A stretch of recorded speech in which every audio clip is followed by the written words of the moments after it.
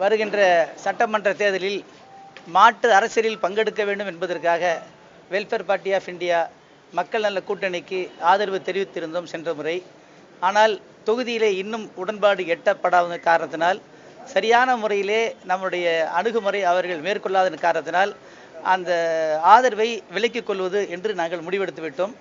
இனிமேல் வரக்கூடிய அடுத்த 1-2 நாட்களிலே வெல்ஃபேர் பார்ட்டி ஆஃப் இந்தியாவினுடைய தமிழக செயற்குழு கூடி அடுத்து எந்த கட்சிக்கு ஆதரவு தெரிவிப்பது, நம்முடைய தேர்தல் அணுகுமுறை எப்படி இருக்கும் என்பதை அடுத்த கூட்டத்திலே நாங்கள் முடிவு செய்வதாக இருக்கின்றோம். நாங்கள் குறைந்தபட்சம் ஒரு 4 தொகுதியிலே கேட்டோம். அது கூட கொடுக்க முடியாது என்று சொல்லியிருக்கிறார்கள்.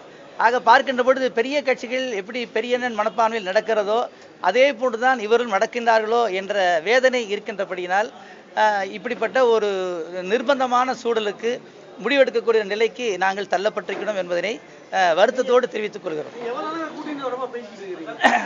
ஆரம்பத்திலிருந்தே பேசிக் கொண்டிருக்கிறோம். கடந்த கூட்டணி ஆரம்பிப்பதற்கு முன்பாக இருந்தே இது மாதிரி மாற்று அணி வேண்டும் என்று பாடுபட்டவர்கள் நாங்களும் ஒருவர்கள், நாங்களும் இணைத்துக் கொண்டிருந்தோம்.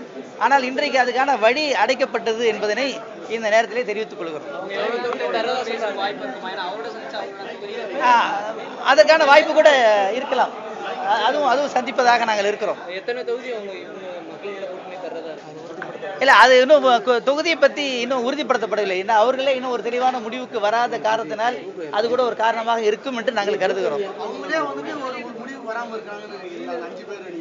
ஆமா, ஒரு தெளிவான முடிவுக்கு வரவில்லை என்பதனால் இது சிக்கல் ஏற்பட்டிருக்குமோ என்று நாங்கள் கருதுகிறோம். இருந்தாலும் கேப்டனுடைய கவனத்திற்கு இதை நாங்கள் எடுத்து செல்வோம்.